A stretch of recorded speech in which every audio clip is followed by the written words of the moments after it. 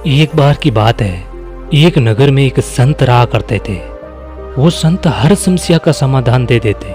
उनके पास चाहे कैसी भी समस्या लेकर आओ, हर समस्या का समाधान वो बड़ी ही सरलता से देते। वो सबसे पहले तो अगले आदमी की समस्या सुनते और उसके बाद थोड़ी देर के लिए शांत हो जाते, आंखें बंद करते और पूरी तरीके से शांत होने के बाद थोड़ी देर बाद उस आदमी को उस समस्या का समाधान दे देते। अब जो भी आदमी उनके पास समस्या लेकर जाता और जब वो मौन होकर उसका समाधान देते तो वो आदमी सोचता था कि शायद इस बाबा के पास कोई चमत्कारिक शक्तियां हैं और उसी वजह से वो समस्या के समाधान देते हैं। बहुत लोग उनसे पूछने की कोशिश भी करते कि क्या महाराज आपके पास कोई शक्तियां हैं जिससे आप बात करते हैं और उनसे आप समस्या का समाधान पूछते हैं। जब लोग ऐसी बात पूछते तो वो महाराज हंसने लग जाते। फिर कुछ दिनों बाद उस गांव में एक विचित्र घटना घटती है। उस गांव में एक बुढ़िया रहा करती थी। उस बुढ़िया के घर 4 लोग आते हैं। वो 4 नौजवान परदेश गए हुए थे और पैसे कमाकर अपने गांव जा रहे थे। पुराने जमाने की बात है, उस समय गाड़ी घोड़ा नहीं हुआ करता था, लोग पैदल चलते थे। इसीलिए वो लोग परदेश में पैसे कमाए और फिर पैदल ही अपने गांव की तरफ जाते। उन 4 नौजवानों के पास एक पोटली थी। उस पोटली के अंदर उनकी सारी कमाई थी।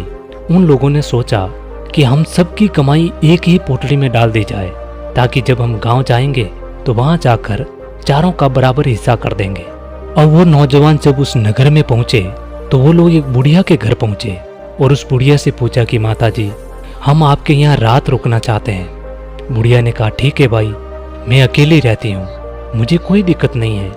मैं अकेले के लिए खाना बनाती हूँ तो आप लोगों के लिए भी खाना बना लूंगी। उसके बाद वो 4 नौजवान उस बुढ़िया को वो पोटली देते हैं और कहते हैं माता जी, इस पोटली में हमारी साल भर की कमाई है और हम 4 लोगों की इस एक पोटली में कमाई है और ये पोटली हम आपको देते हैं ताकि आपके पास ये पोटली सुरक्षित रहेगी। और हम चाहते हैं कि ये पोटली हमें तब ही देना जब हम 4 लोग एक साथ हो। यदि हम 4 में से कोई एक आदमी ये पोटली मांगने आता है तो उसको मत देना। उस माताजी ने कहा ठीक है बेटा, यदि आप 4 लोग साथ में रहोगे तब मैं ये पोटली आपको दे दूंगी, और वैसे भी आप सुबह होते ही यहाँ से जाने वाले हो तो मैं ये पोटली आपको सुबह दे दूंगी। ऐसे करके वो बुढ़िया वो पोटली रख देती है। अब वो नौजवान उस बुढ़िया के घर रुक जाते हैं और सुबह उठते हैं, नहा धो के तैयार हो जाते हैं। उन 4 में से एक नौजवान बदमाश था, वो ठग था और वो कैसे भी करके उस बुढ़िया से वो पोटली लेना चाहता था ताकि वो पोटली लेकर वहां से भाग जाए। तभी वो ठग अपने तीनों दोस्तों को कहता है कि भाई यार, हमने रात भर इस बुढ़िया के घर रुका और बुढ़िया ने हमारी अच्छी खातिरदारी की, क्यों नहीं यार बुढ़िया का थोड़ा सा खेत में काम करवा दिया जाए। खेत में फसल है, अकेली बुढ़िया बेचारी काम करती है, ये बुढ़िया भी हमारा एहसान मानेगी। उसके बाद उस ठग के तीनों दोस्त भी तैयार हो जाते हैं और वो 4 लोग बुढ़िया के खेत में काम करने लगते हैं। तभी वो ठग कहता है कि भाई हमें प्यास लगी है, मैं पानी पीकर आता हूँ। उसके बाद वो बुढ़िया के पास झोंपड़ी में पानी पीने जाता है और बुढ़िया से कहता है कि माता जी, हम जाने वाले हैं, आपके खेत में हमने काफ़ी काम कर दिया, आप मुझे वो पोटली दे दीजिए।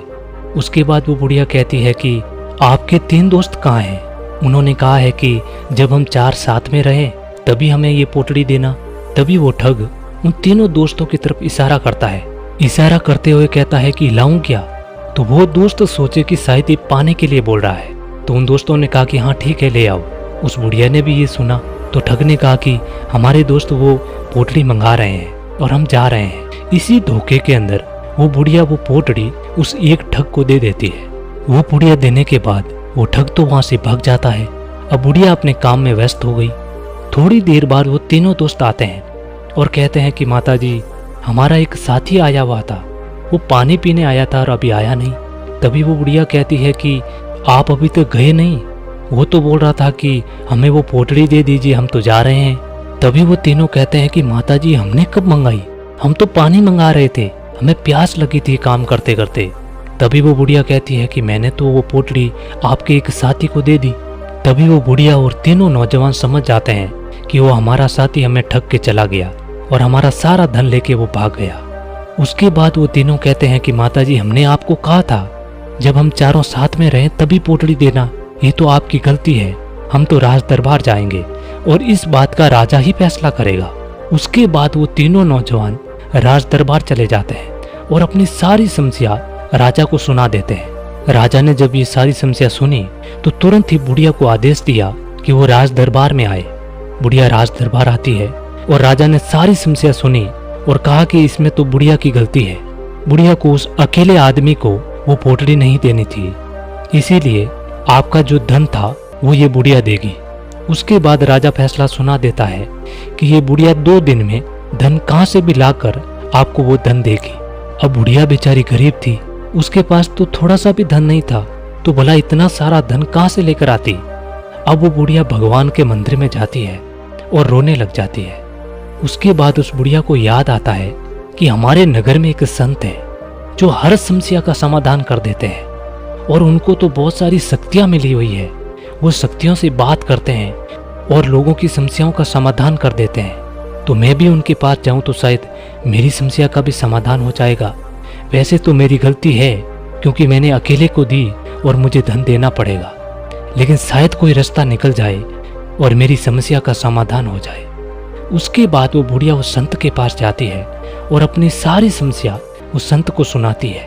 उसके बाद वो संत थोड़ी देर के लिए मौन हो जाते हैं और अपने मन में कुछ सोचने लगते हैं। थोड़ी देर बाद जब वो अपनी पलकें खोलकर उस बुढ़िया से कहते हैं कि राजा ने जो फैसला दिया वो फैसला बिल्कुल ही गलत है, इसमें आपको धन देने की आवश्यकता नहीं है। अब ये बात जब उस बुढ़िया ने सुनी तो उस बुढ़िया को विश्वास नहीं हुआ कि राजा का फैसला गलत कैसे हो सकता है। जो आसपास में लोग बैठे थे वो भी अचंभे में पड़ गए कि महाराज ने राजा के फैसले को गलत कैसे कर दिया। बिल्कुल सीधा सा दिख रहा है। जब इन नौजवानों ने कहा कि हमारी पोटली हम जब साथ में रहे चारों तभी देनी, लेकिन इस बुढ़िया ने अकेले आदमी को दे दी, इसमें बुढ़िया की गलती है और बुढ़िया को वो धन उन लोगों को देना चाहिए। इस फैसले में गलत फैसला क्या है। उसके बाद वो महाराज कहते हैं कि आप राज दरबार में जाकर कह दो कि आपने जो फैसला किया है वो फैसला गलत है और जो महाराज है वो आएंगे और सही फैसला सुनाएंगे। उसके बाद वो बुढ़िया सीधी भागती हुई राज दरबार जाती है और राजा को सारी बात बताती है। अब राजा भी गुस्से में आ गया। राजा ने कहा, मेरे फैसले को यदि गलत किया और मेरे फैसले से अच्छा फैसला यदि उस महाराज ने नहीं सुनाया तो उस महाराज को फांसी की सजा दे दी जाएगी। अब सारे नगर में ये बात फैल गई। किसी को भी विश्वास नहीं हो रहा था कि बाबा जी ऐसा कौन सा फैसला सुनाने वाले हैं जिससे कि राजा के फैसले को गलत साबित किया जा सके। अब राज दरबार फिर से लगा गया। महाराज को बुलाया गया। जब महाराज आए तो आकर चुपचाप अपनी जगह पर बैठ गए।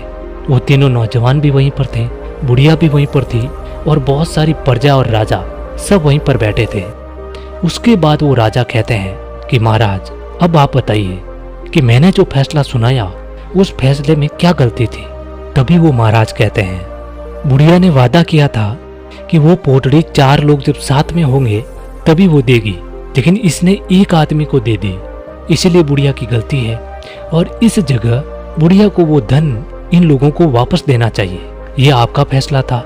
राजा ने कहा हाँ, लेकिन उस महाराज ने कहा कि जैसे कि वादा किया हुआ था कि जब 4 लोग साथ में होंगे तभी ये बुढ़िया धन देगी, तो पहली बात तो ये है कि अभी ये तीनों हैं, 4 तो है नहीं, तो बुढ़िया धन कैसे देगी। ये तीनों दोस्त अपने चौथे दोस्त को ले आओ और अपना धन ले जाओ, क्योंकि वादा किया हुआ था कि 4 लोग एक साथ होंगे तभी बुढ़िया धन देगी। अब बुढ़िया यदि आप तीनों को धन दे देगी तो वादा तो टूट जाएगा, इसीलिए आप जाइए और अपने दोस्त को लेकर आइए। तभी वो महाराज ने कहा कि इसमें बिल्कुल सही बात है कि बुढ़िया ने गलती की, लेकिन बुढ़िया को तो धोखे में रखा उस आदमी ने, तो सजा उसको मिलनी चाहिए ना कि बुढ़िया को, इसीलिए आपका फैसला गलत था। ये बात सुनने के बाद वहाँ जो जितनी भी प्रजा बैठी थी वो सब तालियां बजाने लगी और कहा कि महाराज को सच में कोई शक्तियां मिली हुई है, वरना राजा के फैसले को चुनौती देना कोई हंसी मजाक की बात है। उसके बाद वो राजा उस महाराज से पूछते हैं कि महाराज आपने जो फैसला सुनाया वो फैसला 100% सही है, लेकिन ये बात मेरे दिमाग में क्यों नहीं आई, क्योंकि मैंने तो ऐसे बहुत फैसले सुनाए हैं तो क्या मेरे सब फैसले गलत थे? उसके बाद वो महाराज कहते हैं, राजा साहब, सबसे बड़ी गलती है हम फैसला बहुत ही जल्दी में लेते हैं, हम बहुत जल्दीबाजी करते हैं। क्योंकि जब आपने ये पूरा मामला सुना तो बिल्कुल साफ तरीके से दिख रहा था कि बुढ़िया की गलती है और बुढ़िया को इनको धन देना चाहिए। लेकिन आपने उस मामले की पूरी गहराई में नहीं झांका, आपने इस मामले को पूरी गहराई से झांकने की कोशिश ही नहीं की, क्योंकि आपको तो पहले ही इसका जवाब मिल गया, तो आप अंदर तक क्यों जाएंगे? और जब तक हम किसी बात की गहराई तक नहीं जाते हैं तब तक हमें वो बात पूर्ण रूप से समझ नहीं आती है। और किसी भी बात को पूर्ण रूप से जानने के लिए हमें सबसे पहले मौन होना पड़ेगा। बहुत लोग कहते हैं कि मुझे कोई शक्तियां मिली हुई है और जब मैं आंखें बंद करता हूं तो मैं किसी शक्तियों से बात करता हूं कि उस समस्या का क्या समाधान होगा। लेकिन नहीं, मुझे कोई शक्तियां नहीं मिली हुई है। मैं मौन होता हूं, उस बात पर विचार करता हूं, और जब उस बात पर मैं विचार करता हूं बहुत सारे समाधान आते हैं। उन समाधानों पर भी मैं विचार करता हूं और उसमें जो सबसे बेस्ट समाधान होता है वो समाधान मैं अगले आदमी को देता हूं ताकि उसकी समस्या का समाधान मिल सके। और मौन हमारी जिंदगी पर सीधा असर डालता है। आप सोचिए कि आपने इतना जल्दीबाजी में फैसला लेकर इस बुढ़िया की जिंदगी बर्बाद करने वाले थे, क्योंकि हमारे फैसले ही हमारी जिंदगी को निर्धारित करते हैं। जब हम सुबह उठते हैं तो हम कोई भी काम करने से पहले उसका फैसला लेते हैं। वो फैसला यदि सही है तो हम वो काम करते हैं। और सही तरीके से फैसला लेने के लिए हमें अंदर से मौन होना पड़ेगा। किसी भी बात पर आप मौन होकर उस पर विचार कीजिए, तभी आप सही फैसला ले पाएंगे। क्योंकि हमारी जिंदगी फैसलों से चलती है। हमारे ही फैसले हमारा भविष्य तय करते हैं, हमारी जिंदगी का अगला पड़ाव तय करते हैं। फैसले छोटे हो या बड़े, सब हमारी जिंदगी को निर्धारित करते हैं। इसीलिए सबसे पहले यदि सही तरीके से फैसले लेने हैं तो हमें अंदर से मौन होना पड़ेगा। मौन होकर उस फैसले पर विचार कीजिए। आपके सामने बहुत सारे फैसले आएंगे कि लेना है कि नहीं लेना है, उसका क्या नुकसान है, क्या फायदा है। ऐसे बहुत सारे प्रश्न आएंगे, लेकिन उन सभी पर आप फिर से विचार कीजिए। उसके बाद आपके पास एक समाधान रहेगा कि उस फैसले को लेना है या नहीं लेना है। और ये सब संभव होता है मौन से। बहुत लोग होते हैं वो मौन को कम बोलना समझ लेते हैं। कम बोलना मौन नहीं है। बोलना छोड़ देंगे तो हम मौन हो जाएंगे, नहीं, कम बोलना भी मौन में ही आता है। लेकिन जब हम अंदर से मौन हो जाएंगे तो अपने आप कम बोलेंगे, हम फालतू की बात करेंगे ही नहीं। कम बोलना भी मौन में ही आता है, लेकिन कम बोलकर हम मौन नहीं ला सकते। मौन होकर कम बोलना ला सकते हैं। हम कम बोलना सीख जाएंगे, उसके बाद हम ज्यादा बोलेंगे ही नहीं। तो जब भी आप कोई फैसला करो तो उससे पहले आप मौन हो जाइए। मौन होकर उस फैसले को कीजिए। उस फैसले में 100% शुद्धता होगी और उस पर कोई भी सवाल नहीं उठा पाएगा। दोस्तों, आजकल हम ऐसे माहौल में रहते हैं जहाँ पर लोग अपने आप को श्रेष्ठ दिखाने के लिए बहुत ज्यादा बोलते हैं, लेकिन ज्यादा बोलकर हम श्रेष्ठ नहीं बन सकते। ज्यादा बोलकर हम मूर्ख बनते हैं। और आपको यदि ज्यादा बोलने की आदत है तो उसको बंद मत कीजिए। आप सबसे पहले अंदर से मौन हो जाइए। आप अपने आप कम बोलना शुरू हो जाएंगे। थोड़े दिन मौन होकर देखिए, उसके बाद आपको खुद को अपने अंदर चेंज दिखेगा। आपको लगेगा कि हाँ यार, मैंने कोई गलती नहीं की कम बोलकर। क्योंकि जब हम बोलते हैं तो हमारे शरीर की ऊर्जा खत्म होती है, और जब हम मौन हो जाएंगे, कम बोलेंगे, तो वो जो फालतू की ऊर्जा खत्म हो रही थी वो ऊर्जा हमारे अंदर रहेगी और वो ऊर्जा दूसरे कामों में लगेगी। अच्छे फैसले लेने में, काम करने में, अच्छी नींद आएगी, तनाव मुक्त हो जाएंगे, मस्तिष्क की जो मेमोरी है वो तेज हो जाएगी। शायद आपने देखा या नहीं देखा, लेकिन जब आप स्कूल में पढ़ाई कर रहे थे तो उस समय जो बच्चे होशियार होते थे, जो कक्षा में सबसे फर्स्ट आते थे, वो बहुत कम बोलते थे। वो हमेशा पढ़ते रहते या फिर बहुत धीरे बोलते, कम बोलते। तो वो कम क्यों बोलते थे? इसका मतलब ये नहीं कि वो पढ़ाई कर रहे थे इसलिए कम बोलते हैं, नहीं, उनका अंदर से वो मौन था। वो मौन रहते थे, इसी वजह से वो पढ़ाई करते थे और उनको याद हो जाता था, उसकी मेमोरी तेज हो जाती थी। और जो बच्चे सबसे बाचाल होते थे, ज्यादा बोलते थे, उनको ज्यादा पढ़ाई नहीं आती थी। ये अक्सर देखा गया है कि जो बच्चा कम बोलता है, बचपन से कम बोलता है, वो बड़ा होकर होशियार होता है, जल्दी हर चीज को याद कर पाता है, सीख पाता है जल्दी, क्योंकि उसकी मेमोरी तेज होती है। बोलकर हम जो ऊर्जा खत्म करते हैं वो ऊर्जा हमारे अंदर दूसरे कामों में लगती है। वैसे मौन होने के बहुत फायदे होते हैं, क्योंकि चाणक्य ने कहा है कि कोई आदमी यदि ये समझ जाए कब, कितना और कहाँ बोलना है तो उस आदमी को सफल होने से कोई नहीं रोक सकता। आप इतिहास उठाकर देख लीजिए, जो आदमी सक्सेसफुल है वो आदमी बहुत कम बोलता है, फालतू की बकवास नहीं करता है। तो हमें भी अपनी जिंदगी में यदि कुछ करना है, अपने जीवन को सफलतापूर्वक जीना है तो कम बोलना शुरू कर दीजिए। और कम बोलने का मतलब यहाँ पर यह है कि आप अंदर से मौन हो जाइए, उसके बाद आप अपने आप कम बोलना शुरू कर देंगे। आप थोड़े दिन के लिए आजमा कर देख सकते हैं, इसमें कोई खर्चा तो आने वाला है नहीं। मौन होएंगे तो हमें खुद को पता चल जाएगा कि इससे क्या क्या होता है हमारे शरीर में। तो उम्मीद है दोस्तों ये कहानी आपको पसंद आई होगी और इसमें दी हुई जानकारी भी अच्छी लगी होगी। यदि कहानी पसंद आई तो वीडियो को लाइक और चैनल को सब्सक्राइब कर देना। मिलते हैं अगली कहानी में, तब तक के लिए अपना ख्याल रखें।